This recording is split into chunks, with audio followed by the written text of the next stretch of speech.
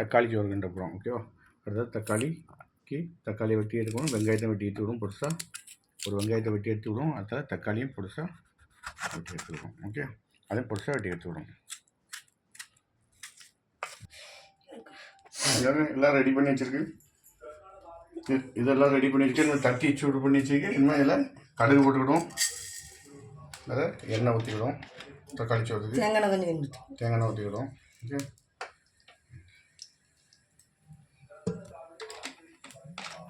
கடுகு பொரிஞ்சிட்டு ஐயோ அது கருவேப்பிலை போட்டுவிடும். 2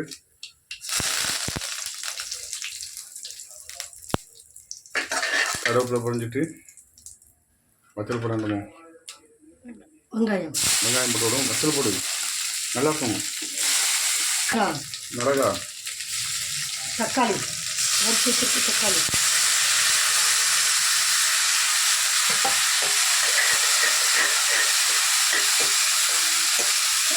நல்லா வசங்கிடுவோம். தக்காளி நல்லா தக்காளி வசங்கிட்டு ஓகேவா?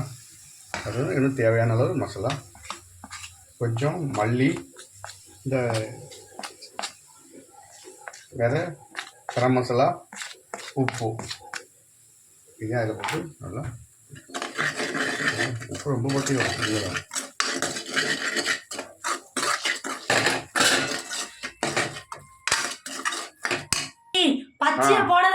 மல்லி இலை மல்லி இலை கொஞ்சம் போட்டு நல்லா கிண்டிக்கணும். இதை போட்டு அது கொஞ்சம் நல்ல மனம் நல்லா இருக்கும்.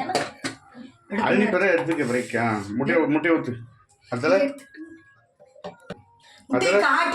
முட்டையை ஊற்றிக்கிடுவோம். ஓகே, ஒரு 3 முட்டையை ஊற்றிக்கிடுவோம்.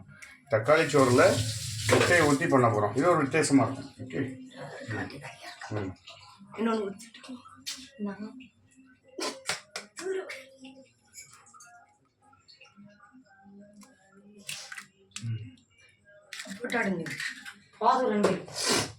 அப்படியா? போதுமா? ஓகே சேச்சா, இனிமேல் அதை அப்படியே கிண்டி எடுத்துக்கிறோம்.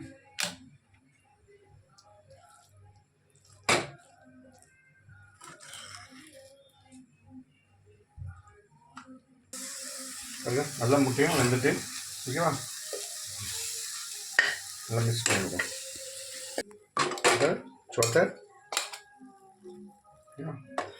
சோத்தை வந்து தேவையான அளவு சோறை உள்ள போட்டு கிண்டிடுவோம். ஓகேவா?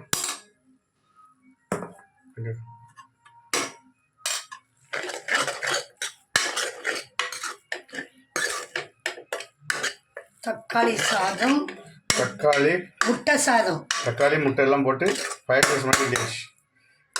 எந்த ஒரு கெமிக்கலும் போடாமல் எதுவும் போடாமல் நம்ம இயற்கையாகவே கிண்டியிருக்கோம். நல்லா அருமையாக இருக்கும். நல்ல மிளகு தட்டிக்கணும்னு இப்போ நல்ல மிளகு பொடி.